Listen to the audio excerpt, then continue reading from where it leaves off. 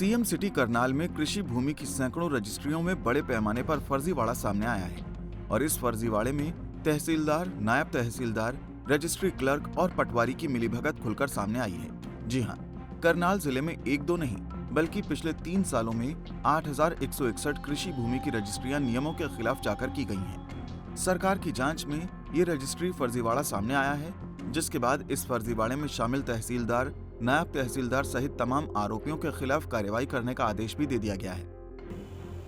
देखिए, हमारे पास सूचना प्राप्त हुई है एफसीआर ऑफिस से कि पिछले कुछ वर्षों में जो रजिस्ट्रीज थी वहाँ पे जो एज़ पर रूल्स 7A की एनओसी मैंडेटरी थी, उसकी अवहेलना करके कुछ रजिस्ट्रीज हुई हैं पानीपत, करनाल, कैथल जिलों में।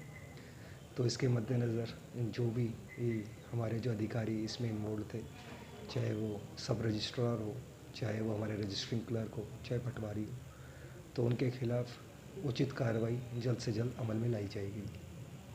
सर, उसमें जो है तहसीलदार भी हैं इन्वॉल्वमेंट सारी टोटल? जैसे मैंने बताया, सब रजिस्ट्रार तहसीलदार ही होते हैं, तो उनके खिलाफ जो भी उसमें दोषी पाए जाएंगे उस वाले टेन्योर में जो रहेंगे उस टाइम पे, तो उनके खिलाफ उचित कार्रवाई अमल में लाके आई जाएगी। दरअसल 3 अप्रैल 2017 को सरकार ने Haryana development and regulation of urban area act 1975 की धारा 7A में संशोधन किया था।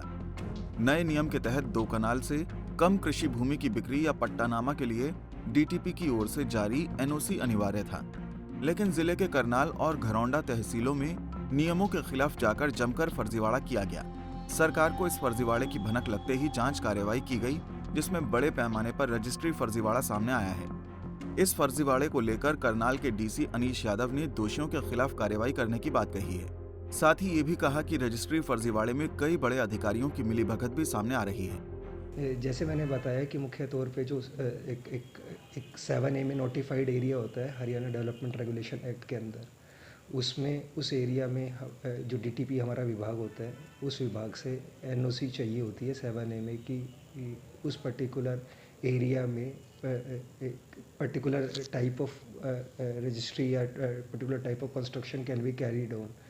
तो इस चक्कर में हमारा जो डीटीपी विभाग है वो इसमें एनओसी देता है कि भाई वो जो लैंड है, पीस ऑफ लैंड है, वो उसी पर्पज़ के लिए यूज़ होएगा या नहीं होएगा, उनका जो मास्टर प्लान के अनुसार।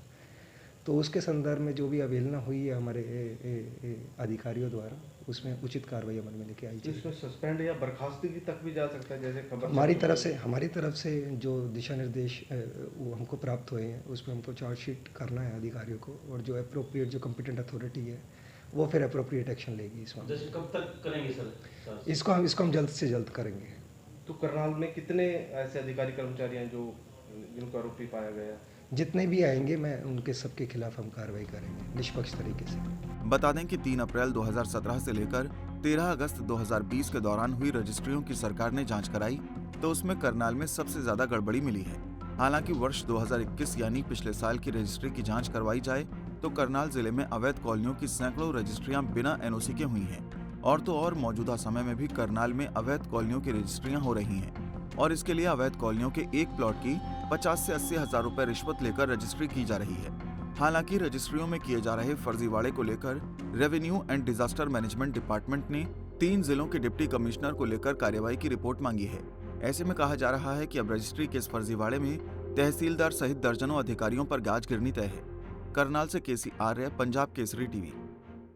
हमसे जुड़े रहने के लिए हमारे YouTube चैनल को सब्सक्राइब करें और नई वीडियो की नोटिफिकेशन के लिए बेल आइकॉन को दबाएं।